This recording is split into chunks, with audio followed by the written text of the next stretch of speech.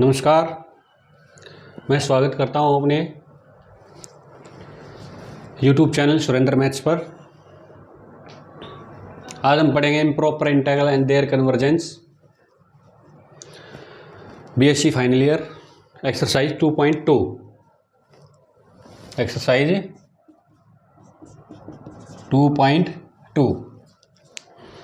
तो इसमें कुछ इम्पोर्टेंट कंपैरिजन टेस्ट हैं जिनका यूज़ हम क्वेश्चंस में करेंगे। तो पहले उनको पढ़ लेते हैं। Comparison test for convergence of a to b F D x at a. At a का मतलब if a is the only point of infinite discontinuity. इसका मतलब ये हुआ integrand f keeping the same sign, यानी इंटीग्रैंड एफ का same sign रहना चाहिए पूरे इंटरवल पर एट ए। मीन्स या तो पॉजिटिव हो या पूरा नेगेटिव हो, ठीक है ना, तब ये केस लगेगा। तो क्या है देखो, a necessary and sufficient condition for the convergence of improper integral A to b F D x at a. At a का मतलब क्या है, a is the only infinite discontinuity. A is the only point of infinite discontinuity. इसका मतलब ये हुआ where f is positive on a b semi interval, semi open interval, यानी यहाँ पर ए नहीं है क्योंकि ए के ऊपर तो क्या है, इनफाइनाइट डिसकंटिन्यूटी है। इसका मतलब ये है, ठीक है ना। तो इस पूरे इंटरवल के अंदर ए को छोड़ करके, क्योंकि ए के ऊपर क्या है, इनफाइनाइट आएगा, ठीक है ना, तो इस पूरे इंटरवल पे क्या है, पॉजिटिव रहेगा, ठीक है। इज दैट, अगर ये कंडीशन है तो is that there exist a positive number M independent of epsilon greater than 0। Independent of epsilon का मतलब क्या है, एप्सिलॉन कुछ भी ले लो, इस एम के ऊपर कोई फर्क नहीं पड़ेगा। एम हमेशा, एम कोई भी ले लो, एप्सिलॉन कुछ भी ले लो, इस एम के ऊपर कोई फर्क नहीं पड़ेगा। सच दैट ए क्या है, ये मैंने पहले ही बताया था। अगर a is only point of infinite discontinuity, अगर लोअर लिमिट में क्या होते हैं, ऐड करते हैं एप्सिलॉन, और यहाँ पर B F D x less than M, और 0 से बड़ा एप्सिलॉन क्या होगा, 0 से बड़ा, और b माइनस ए से छोटा। अगर मान लो आप एप्सिलॉन को b माइनस ए के इक्वल ले लोगे तो क्या हो जाएगा, क्या हो जाएगा यहाँ पर बताओ। तो यहाँ पर देखो एप्सिलॉन जो है, देखो नीचे वाला क्या हो जाएगा, a plus epsilon is equal to क्या हो जाएगा, a plus B minus A से कैंसिल हो जाएगा। तो यहाँ क्या हो जाएगा, जो लिमिट हो जाएगी हमारी क्या हो जाएगी, b टू b हो जाएगा, b टू b क्या हो जाएगा, तो ये सारा इंटीग्रेशन क्या हो जाएगा, 0 हो जाएगा। इसलिए हमेशा क्या होता है, एप्सिलॉन की वैल्यू जो है b माइनस ए नहीं ले सकते, यानी b माइनस ए से छोटा ही लेना पड़ेगा, ताकि वैल्यू क्या रहे, ये नीचे वाली लोअर लिमिट क्या रहे, b से छोटी रहे, ठीक है ना, बी से समाल रहे। बी से समाल होगी, अपर लिमिट मतलब लोअर लिमिट हमेशा अपर लिमिट से समाल रहनी चाहिए, तब बात बनेगी, ठीक है ना। तो यहाँ से मैंने आपको बता दिया ये जो बी माइनस ए से एप्सिलॉन छोटा होना चाहिए, अगर इक्वल ले लिया तो ए से ए कट जाएगा, बी हो जाएगा B is equal to B, ठीक है ना। तो यहाँ से गड़बड़ हो जाएगी, ठीक है, इंटीग्रेशन पूरा क्या हो जाएगा, 0 हो जाएगा। फिर तो उस केस में तो लेस देन एम आ ही जाएगा, ठीक है ना। तो यहाँ पर ये कंडीशन है, ठीक है। तो f D x at a, एक ए एट ए का मतलब क्या है, a is the only point of infinite discontinuity, और ए को हटा करके मतलब सेमी ओपन ए की तरफ से और बी की तरफ से क्लोज है, ठीक है ना, सिर्फ ए को छोड़ करके बाकी पूरे इंटरवल पे क्या रहेगा, पॉजिटिव रहेगा। और इसकी कंडीशन क्या है, ये इम्प्रॉपर इंटीग्रल कन्वर्जेंट होगा अगर there exist positive number M independent of epsilon greater than 0। Epsilon कुछ भी पुट कर लो, कोई फर्क नहीं पड़ेगा, ठीक है ना, एम के ऊपर। Such that a plus epsilon b F D x less than M, और 0 से बड़ा epsilon less than b minus a, मैंने आपको बता दिया है, ठीक है ना। तो ये तो है ही, कोई भी इम्प्रॉपर इंटीग्रल कन्वर्जेंट होगा तो वो तो किसी न किसी नंबर से छोटा तो आना चाहिए। छोटा आने का मतलब क्या है, छोटा आने का मतलब क्या है, वो फाइनाइट होना चाहिए। क्या होना चाहिए, फाइनाइट, ठीक है ना। कंडीशन ये भी कह सकते हैं यहाँ पर, ओके। तो आई होप आपको ये क्लियर हो गया होगा, ठीक है, राइट। अब इसका प्रूफ करने की ज़रूरत नहीं है, ठीक है ना। प्रूफ चाहो तो आप देख भी सकते हो, लेकिन मैं नहीं करवाता क्योंकि प्रूफ आज तक पेपर में ये आया नहीं है। मैं इंपॉर्टेंट क्वेश्चन करवा रहा हूँ, ठीक है ना। अब कंपैरिजन टेस्ट 1, जैसे इनफाइनाइट सीरीज के अंदर पढ़ते थे वैसे ही है बिल्कुल, ठीक है ना। वहाँ पर भी कन्वर्जेंस डाइवर्जेंस होता था, तो यहाँ पे भी इनफाइनाइट सीरीज के अंदर जैसे पढ़ते थे theorem, if F and ji are two positive function, such that F x less than equal to ji X. वहाँ क्या होती थी series A N less than equal to B N, ठीक है ना। तो for all x in A B, यहाँ पर ए की तरफ से ओपन है, इसका मतलब a is the only infinite discontinue on a b. And यहाँ लिख भी दिया है a is the only infinite discontinue on a b close interval, ठीक है। तो देखो 1, अब क्या है a to b g d x is convergent, this implies a to b F D x is convergent. बात ठीक है। देखो जी एक्स एफ एक्स से less than equal to ji x, ji x क्या है यहाँ बड़ा फंक्शन, जी x क्या है बड़ा फंक्शन, मतलब है बड़ा फंक्शन होने का मतलब क्या है जी एक्स की वैल्यू एफ एक्स के ऊपर, मतलब जी एक्स की वैल्यू हमेशा पूरे इंटरवल के ऊपर ए टू बी के ऊपर for all x in A b, यानी कि g x greater than equal to क्या आएगा एफ एक्स आएगा। तो इसका मतलब क्या हुआ, जब बड़ी वैल्यू वाला फंक्शन, ठीक है ना, बड़ी वैल्यू वाला फंक्शन अगर कन्वर्जेंट है तो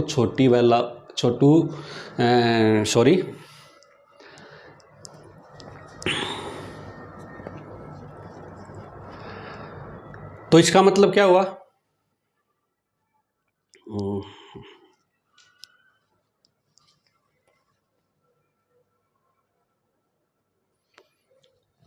कंपैरिजन, ये देखते हैं अगला comparison test 1 theorem. If F and ji are two positive function such that F x less than equal to ji x for all x in A b semi open है इधर a की तरफ से, and a is the only infinite discontinuity on a b. तो देखो 1 a to b g d x is convergent, this implies a to b F D x is convergent. बिल्कुल ठीक है, ये बात हम इनफाइनाइट सीरीज के अंदर भी पढ़ते थे, ठीक है ना। तो इनफाइनाइट सीरीज के अंदर क्या होता था a N less than equal to B n, तो यहाँ ए एन, तो बड़ी सीरीज का सम अगर हम क्या पढ़ते थे, बड़ी सीरीज का सम अगर कन्वर्जेंट है तो छोटी सीरीज का सम कन्वर्जेंट आएगा ही आएगा। तो सिमिलरली यहाँ पर भी ऐसे है, अगर g x greater than equal to f x for all x belongs to a b, तो इसका मतलब जी एक्स क्या है बड़ा फंक्शन, यानी जी एक्स की वैल्यू एफ एक्स की वैल्यू से बड़ी आ रही है और सेम इंटरवल पर ए बी, ठीक है ना। तो इसका मतलब जी एक्स की वैल्यू बड़ी आएगी, यानी जी एक्स इस टोटल जो इंटीग्रेशन का जो आंसर आएगा वो हमेशा जी एक्स का बड़ा आएगा, क्योंकि जी एक्स एफ एक्स से ग्रेटर देन और इक्वल टू है किसके ऊपर, ए टू बी के ऊपर। तो जी एक्स जब जी एक्स कन्वर्जेंट आ रहा है, जी एक्स का सम जब क्या आ रहा है, जी एक्स क्या आ रहा है फाइनाइट आ रहा है, तो एफ डी एक्स भी क्या आएगा फाइनाइट आएगा, क्योंकि एफ डी एक्स जी डी एक्स से क्या है छोटा है। एफ जी एफ एक्स जी एक्स से लेस देन और इक्वल टू है, तो बड़े फंक्शन का इंटीग्रेशन जब क्या आ रहा है फाइनाइट आ रहा है, कन्वर्जेंट आ रहा है, तो छोटे फंक्शन का तो कन्वर्जेंट आएगा ही आएगा।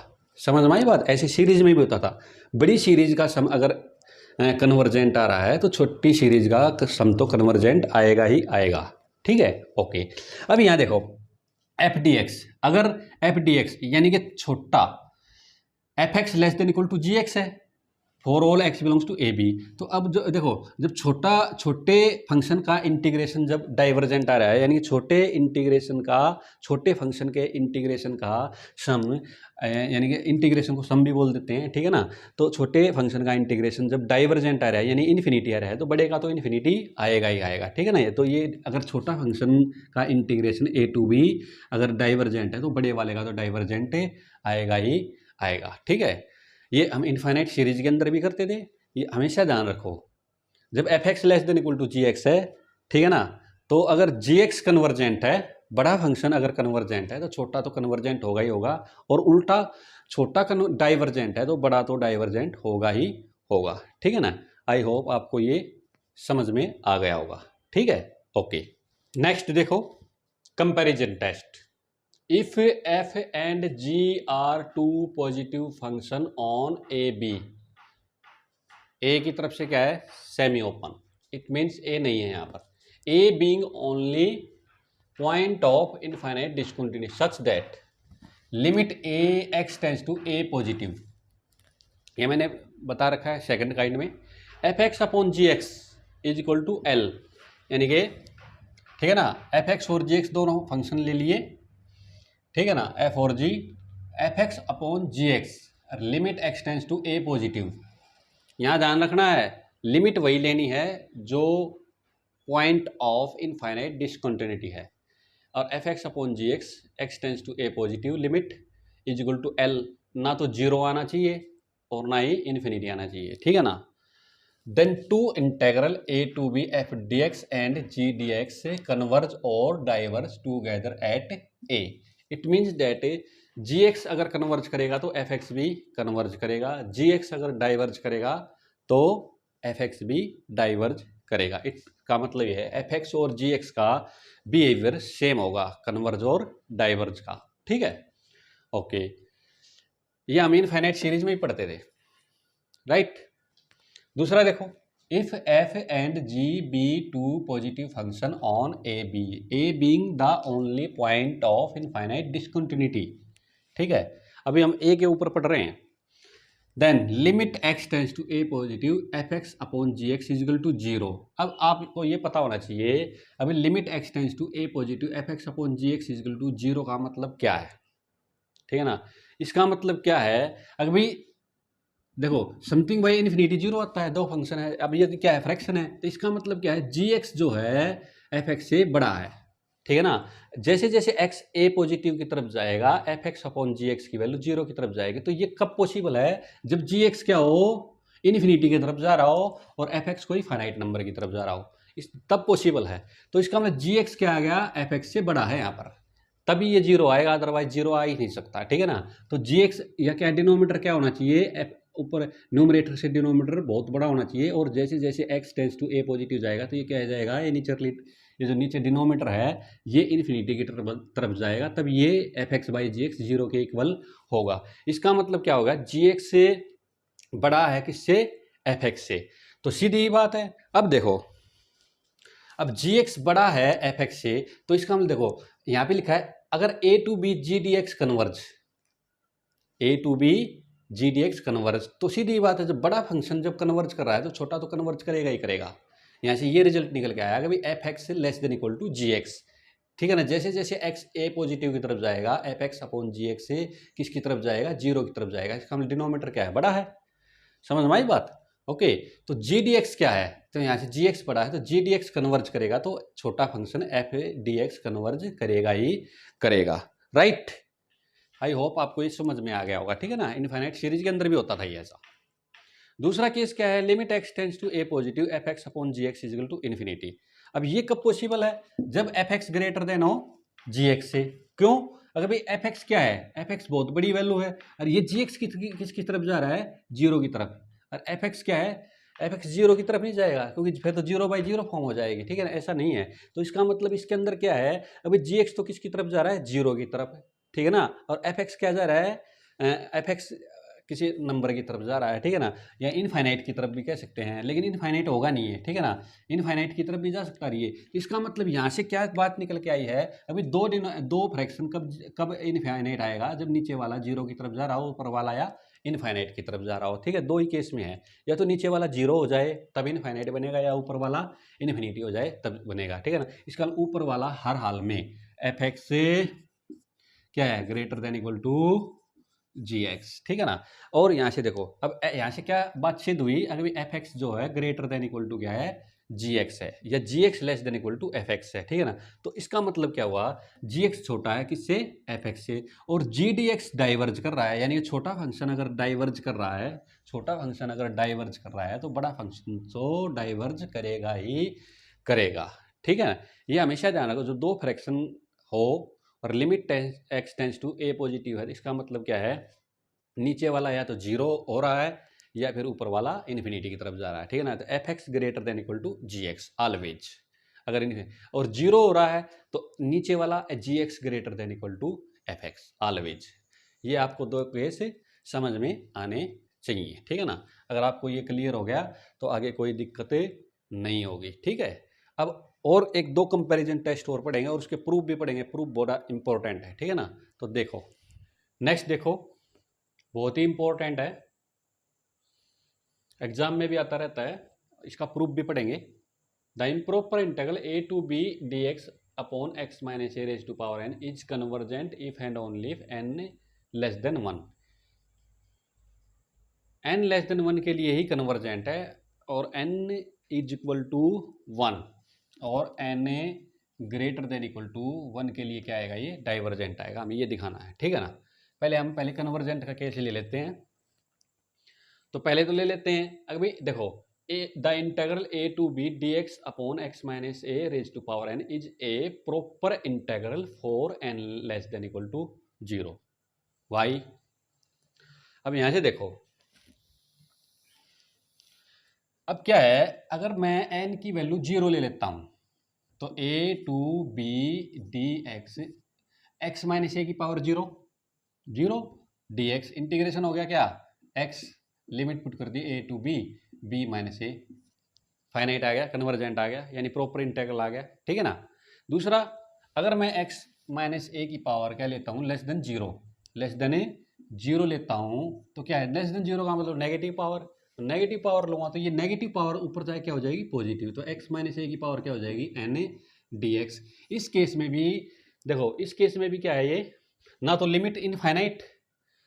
लिमिट इनफाइनाइट और किसी भी a और b किसी भी पॉइंट पर, और ना ही बीच में ये क्या हो रहा है, इनफाइनाइट आ रहा है, तो ये इस केस में भी क्या है, ये कन्वर्जेंट होगा, क्या है, प्रॉपर इंटीग्रल होगा, प्रॉपर इंटीग्रल ऑलवेज कन्वर्जेंट, ठीक है ना। तो इसका इंटीग्रेशन हो जाएगा x माइनस ए की पावर n प्लस 1 और अपॉन में n प्लस 1, और यहाँ से लिमिट पुट कर दी a टू b, क्या आ गया, फाइनाइट आ गया, ठीक है ना। तो n less than equal to 0 के लिए ये इंटीग्रेशन क्या है, प्रॉपर है, और प्रॉपर इंटीग्रेशन हमेशा क्या होता है, फाइनाइट होता है, ठीक है ना, कन्वर्जेंट होता है, ठीक है, ओके। अब मैं केस लूंगा 0 से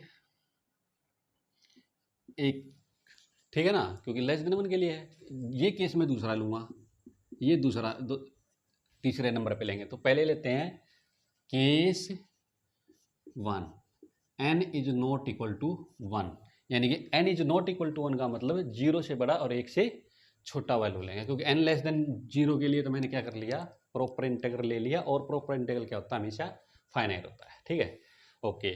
तो क्या लिखेंगे यहाँ पर, तो n is not equal to 1 के लिए, फॉर 0 से बड़ा n लेस देन 1 के लिए a to b dx x minus ए की power n is a proper integral,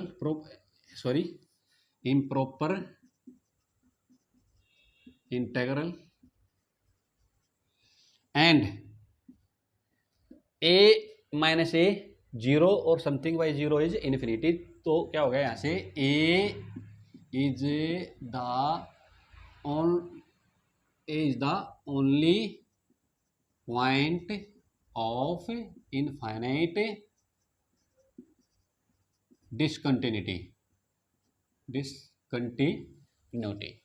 सो तो यहां से क्या लेंगे, लिमिट, अब लोअर लिमिट अगर इनफाइनाइट डिसकंटिन्यूटी है तो क्या लेते हैं, limit epsilon tends to 0 positive, और यहाँ से लेंगे a प्लस एप्सिलॉन b और dx x minus a power n।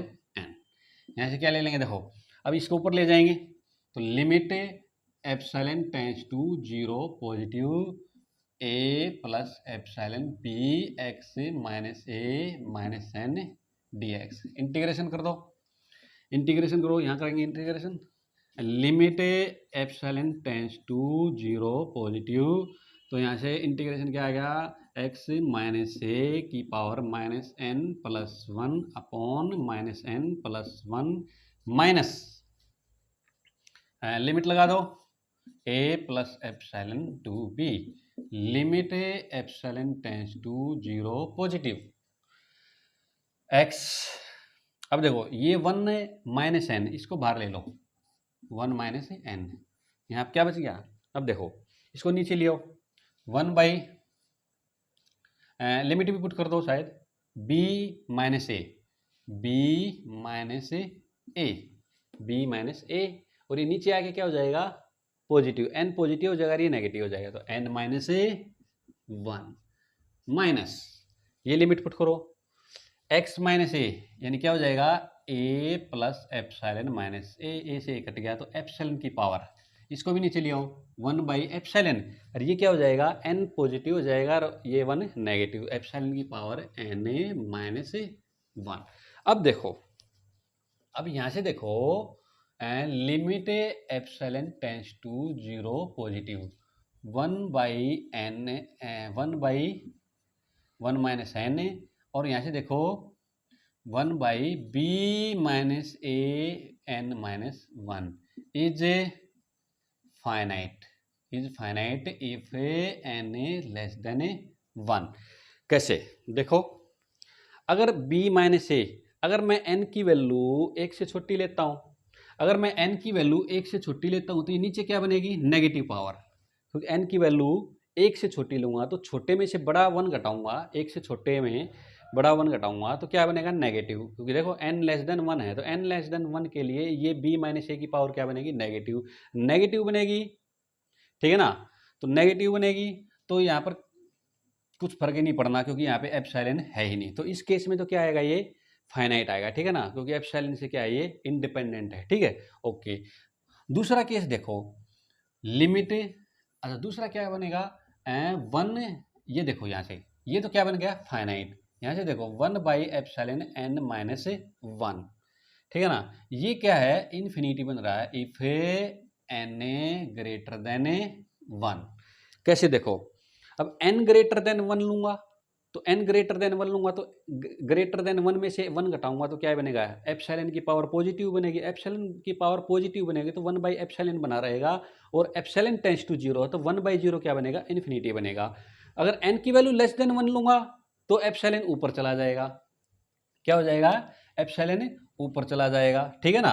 तो देखो, अगर n लेस देन 1 के लिए तो क्या बन रहा है, ये फाइनाइट बन रहा है, ये एप्सिलॉन अगर मैं ऊपर ले जाऊंगा, देखो यहाँ दोनों केस देखो आप, अगर epsilon tends to 0 positive 1 minus N B minus N, ये तो क्या है, n की वैल्यू से कोई फर्क नहीं पड़ना, ये तो कांस्टेंट है, ठीक है ना। और यहाँ देखो एप्सिलॉन n माइनस 1, अगर n की वैल्यू छोटी लेता हूँ तो नीचे बनेगा नेगेटिव, नेगेटिव पावर बनेगी तो ऊपर जाए क्या हो जाएगी, ये एप्सिलॉन, ठीक है ना, एप्सिलॉन की पावर क्या बन जाएगी, माइनस एन प्लस 1। अगर n की वैल्यू 1 से छोटी लेता हूँ तो 1 से छोटी लूंगा तो एप्सिलॉन ऊपर जाए क्या हो जाएगा, ये 0 हो जाएगा, तो ये बच जाएगा, ये बच जाएगा, तो ये तो क्या है, फाइनाइट है इफ n लेस देन 1 के लिए। और अगर n ग्रेटर देन वैल्यू 1 लेता हूं तो यहाँ से n की वैल्यू बड़ी लूंगा 1 से, तो यहाँ क्या बनेगा, एप्सिलॉन की पावर पॉजिटिव बनेगी, पॉजिटिव बनेगा तो एप्सिलॉन टेंस टू 0 क्या बनेगा, इन्फिनिटी बनेगा। तो इस केस में क्या आ गया, n की वैल्यू लेस देन 1 के लिए और लेस देन इक्वल टू 0, ठीक है ना, यानी कि सिर्फ एक केस रह गया हमारे पास, n की वैल्यू लेस देन 1 के लिए क्या हो गया, डाइवर्जेंट, और n की वैल्यू ग्रेटर देन n के लिए क्या हो गया, डाइवर्जेंट। n की वैल्यू लेस देन 1 के लिए तो क्या हो गया, कन्वर्जेंट, और n की वैल्यू ग्रेटर देन 1 के लिए क्या बन गया, ये डाइवर्जेंट। अब मेरे पास एक ही केस रह गया भाई, एक से बड़े के लिए तो डाइवर्जेंट हो गया, और एक से छोटे के लिए क्या हो गया, कन्वर्जेंट हो गया। अब एक केस और रह गया मेरे पास, कौन सा, n इजिकल टू 1 वाला, n इजिकल टू 1 वाला। तो n इजिकल टू 1 के लिए देखो, a to b dx upon x minus a, ठीक है। तो यहाँ देखो, तो यहाँ पर कर लेते हैं limit epsilon tends to 0 positive, ठीक है ना। तो कुछ करने की जरूरत नहीं थी यहाँ, तो चलो कर लेते हैं, चलो कोई बात नहीं। तो यहाँ से क्या आ गया, लॉग, सीधा इंटीग्रेशन कर देते हैं, लॉग x माइनस a, अरे यहाँ से क्या आ गया, क्योंकि n की वैल्यू 1 रख ली, ठीक है ना, तो यहाँ से आ गया a प्लस एप्सिलॉन, और यहाँ से आ गया b, तो यहाँ से आ गया log b minus a plus, sorry minus log, क्या आ गया यहाँ से, a plus epsilon minus a से a कट गया, ठीक है। तो यहाँ से क्या आएगा, ये तो लॉग b माइनस a तो क्या है, कोई फाइनाइट वैल्यू है, लेकिन यहाँ पे क्या बन गया, log epsilon, epsilon tends to 0, और एप्सिलॉन टेंस टू 0, 0 लॉग 0 क्या होता है, माइनस इन्फिनिटी, तो ये क्या आ गया, फाइनाइट प्लस क्या आ गया, इनफाइनाइट आ गया, माइनस इनफाइनाइट। तो इस केस में क्या आ गया, ये डाइवर्जेंट आ गया, इस केस में क्या आ गया, डाइवर्जेंट आ गया, ठीक है। तो इसके तो n की वैल्यू 1 के लिए और n की वैल्यू 1 से बड़े के लिए क्या है, डाइवर्जेंट, और n की वैल्यू 1 से छोटे के लिए क्या है, ये कन्वर्जेंट है। समझ में आ गई बात, ठीक है ना। आई होप आपको ये प्रूफ अच्छे से समझ में आ गया होगा, ठीक है ना। एक प्रूफ और है, वो इसके बाद करते हैं, देखते हैं। नेक्स्ट देखो, ये भी पेपर में आता रहता है। पहले वाले में क्या था, बी माइनस ए नहीं है, बी माइनस एक्स है। पहले वाले में क्या था, एक्स माइनस ए था, अब क्या है बी माइनस एक्स, ठीक है ना। दोनों ही केस हैं, d x upon b minus x की power N is convergent if and only n less than 1। फिर सेम टू सेम प्रूफ है, फिर भी करवा देता हूं proof. The integral a to B D x upon b minus x, b minus x raise to power N is a proper, ये आप जानते हो, मैंने पहले वाले में बताया प्रॉपर इंटेग्रल और n a less than equal to 0। 0 put करूंगा तो dx बच जाएगा, b माइनस एक्स की पावर 0 dx, सेम इंटीग्रल जो पहले किया था।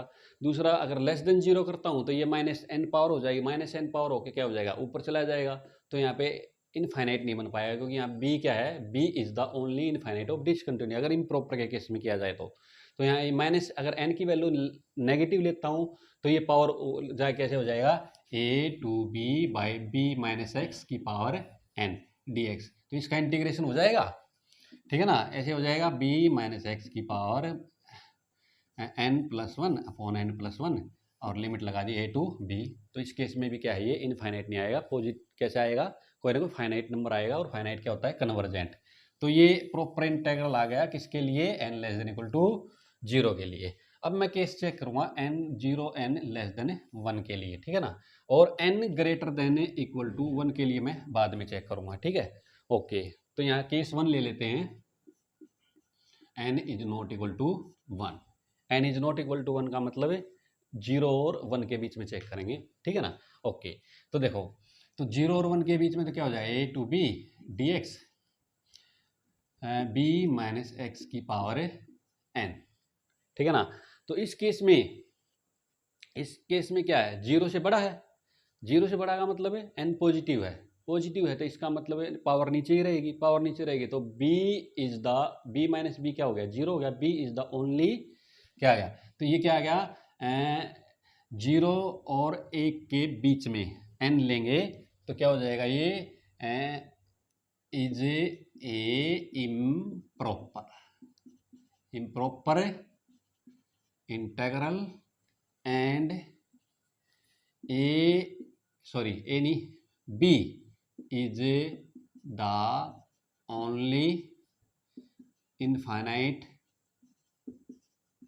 डिसकंटिन्यूटी। ओके, तो यहां से क्या हो जाएगा, limit epsilon tends to 0 positive a b minus epsilon d x, इसको ऊपर ले जाते हैं b माइनस एक्स की पावर माइनस n, ठीक है ना, और डी एक्स इंटीग्रेशन कर दो, limit epsilon tends to 0 positive b minus x की power minus n plus 1 minus n plus 1 और लिमिट लगा दी क्या student, a to b minus epsilon, right. तो यहां से देखो, limit epsilon tends to 0 positive 1 minus n, ये 1 माइनस n बाहर ले लेते हैं, और यहाँ से देखो इसको भी नीचे ले आते हैं और यहाँ से एप्सिलॉन लिमिट पुट कर देते हैं। देखो b माइनस एक्स की जगह b minus b plus epsilon, b से b कैंसिल, तो ये क्या आ गया यहाँ से 1 बाई एप्सिलॉन की पावर, ये हो गया n माइनस 1, क्योंकि नीचे ले आया मैं, ठीक है, और माइनस, अब क्या करेंगे b, इसको भी नीचे ले आता हूँ, b माइनस ए की पावर n ए माइनस 1, ठीक है। अब देखो एप्सिलॉन टेंड्स टू 0 पॉजिटिव, तो अब देखो limit epsilon tends to 0 positive 1 by 1 minus n, और अब देखो यहाँ पर अगर n की वैल्यू मैं 1 से छोटी लेता हूँ, अगर n की वैल्यू 1 से छोटी लेता हूँ, तो n की वैल्यू अगर मैं 1 से छोटी लेता हूँ तो ये n माइनस 1 क्या हो जाएगा, नेगेटिव। n की वैल्यू 1 से छोटी लूंगा तो n की वैल्यू लेस देन 1 लूंगा तो ये एप्सिलॉन की जो पावर है n माइनस 1, ये क्या हो जाएगी, नेगेटिव हो जाएगी, तो ऊपर चली जाएगी, और ऊपर चले जाएगा तो एप्सिलॉन टेंड्स टू जीरो, तो ये इस केस में तो ये क्या हो गया, जीरो हो गया, ठीक है ना, एन लेस देन 1 के लिए। और यहाँ से क्या बच गया, minus 1 by b minus A n a minus 1। तो इस केस में तो ये तो क्या आ गया, फाइनाइट आ गया। और अगर मैं एन की वैल्यू ग्रेटर देन 1 लेता हूँ तो यहाँ से क्या बन गया ये एप्सिलॉन, अगर एन की वैल्यू 1 से बड़ी लूँगा तो एन माइनस 1 क्या हो जाएगा, पॉजिटिव पावर बनेगा तो 1 बाई एप्सिलॉन बना रहेगा, और 1 बाई एप्सिलॉन बना रहेगा तो epsilon tends to zero positive होता है, 1 बाई जीरो क्या बन गया, इनफाइनाइट। तो एन की वैल्यू 1 से बड़ी लेता हूँ तो ये पूरा क्या बन जाएगा, infinite if n a greater than 1 और finite n a less than 1, ठीक है ना। तो ये आ गया ऐसे। तो इस केस में तो क्या आ गया हमारे पास, वे एन लेस देन 1 के लिए तो क्या आ गया ये फाइनाइट यानी कन्वर्जेंट, और एन ग्रेटर देन 1 के लिए क्या आ गया, इन्फिनिटी, यानी n is not equal to 1 के लिए। तो एन लेस देन 1 के लिए तो फाइनाइट आ गया, एन ग्रेटर देन 1 के लिए क्या आ गया, फाइनाइट इनफाइनाइट आ गया। एन ग्रेटर देन 1 के लिए क्या आ गया, इनफाइनाइट यानी कि डाइवर्जेंट, ठीक है ना। तो एन की वैल्यू लेस देन 1 के लिए और लेस देन इक्वल टू 0 के लिए तो क्या आ गया ये फाइनाइट, फाइनाइट का मतलब कन्वर्जेंट, ठीक है। अब मैं एन इक्वल टू 1 का केस और लेता हूं।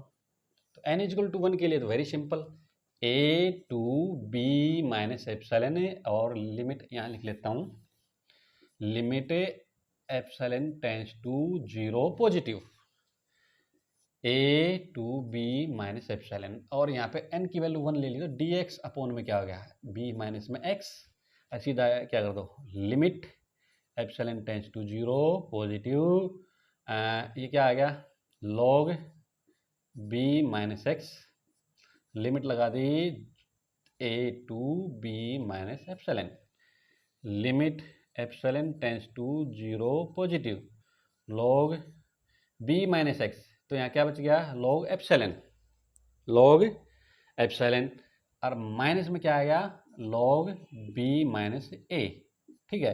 तो एप्सिलॉन टेंड्स टू जीरो, तो लॉग जीरो क्या होता है, minus A infinity minus log B minus A, कुल मिलाए क्या आ गया, माइनस इन्फिनिटी आ गया। तो इसका मतलब क्या हो गया, डाइवर्जेंट हो गया।